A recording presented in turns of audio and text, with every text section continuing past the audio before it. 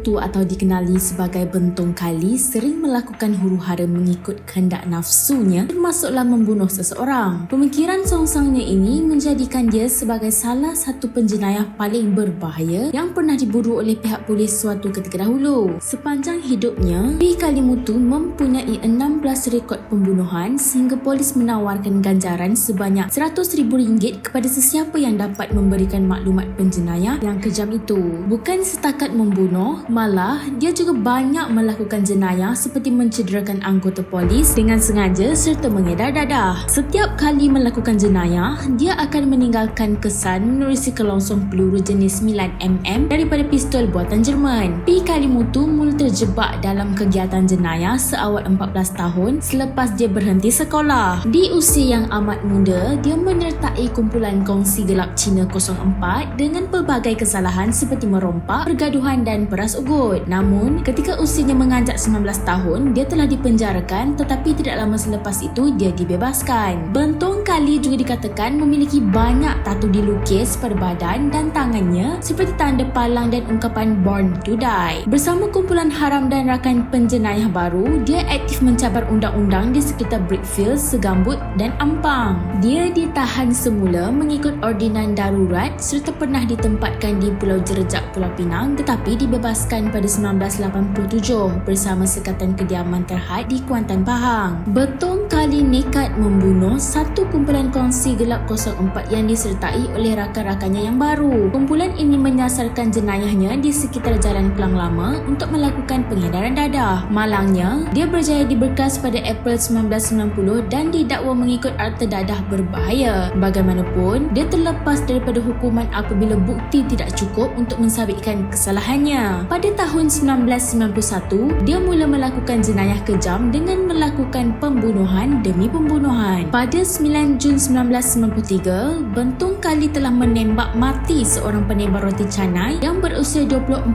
tahun di sekitar kawasan Taman Tan Ming Jaya. Dalam kejadian ini, tindakan penjual roti canai terbabit menegur tindakan kurang ajar Bentong Kali yang kencing berhampiran rumahnya, menyebabkan penjenayah itu berang. Lalu, dia mengeluarkan sepucuk pistol dan melepaskan sedas tembakan tanpa belas kasihan, menyebabkan penjual roti canai itu rebah dalam keadaan kesakitan dan berlumuran darah. Sekitar jam 11 malam pada 14 Jun 1993, di kawasan perumahan yang sama, kegembiraan sambutan hari lahir berakhir tragedi sebaik Bentong Kali muncul tanpa undangan majlis berkenaan. Kemunculan mereka itu sememangnya mengejutkan apabila mereka melepaskan tembakan di hadapan kira-kira 40 orang yang berada pada majlis itu. Tembakan itu menyebabkan 3 maut di tempat kejadian, seorang lagi mati ketika dikejarkan ke hospital, manakala 2 lagi cedera parah. Susulan itu, polis telah hadir ke tempat kejadian untuk mengesan 2 lelaki berkenaan tetapi gagal. Bukti penemuan kelongsong peluru itu menyebabkan polis mengesyaki pembabitan P. Kali Mutu atau Bentong Kali dalam kejadian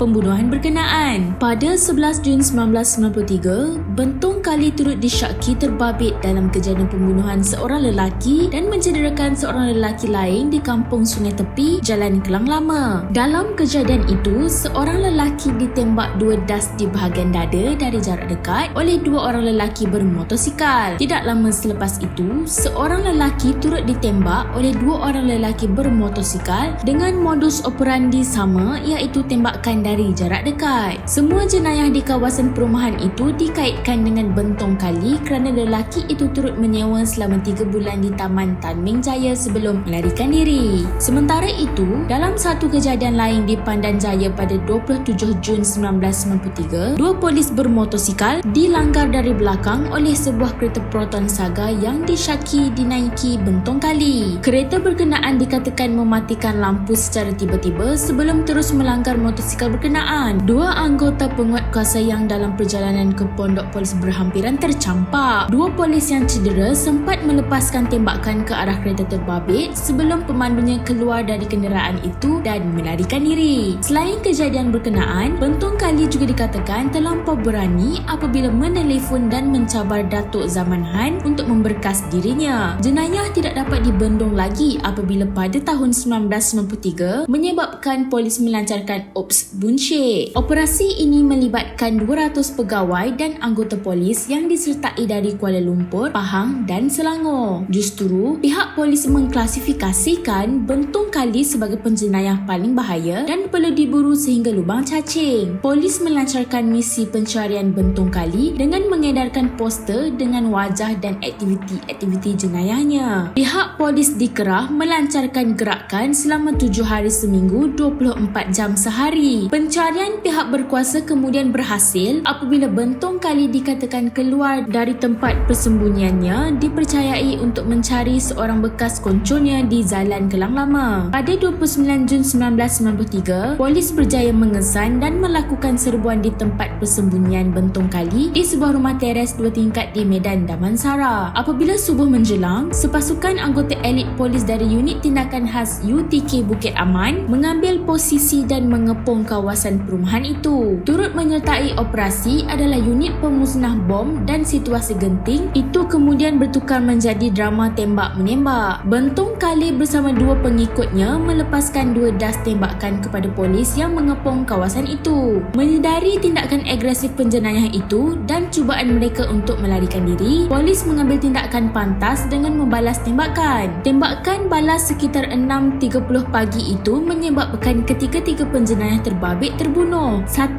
das tembakan di kepala telah menamatkan riwayat hidup Bentong Kali. Beginilah yang akan terjadi sekiranya nafsu sudah menguasai diri sehingga sanggup mencederakan orang yang tidak bersalah. Apapun, diharapkan kejadian ini dapat dijadikan iktibar buat seluruh masyarakat.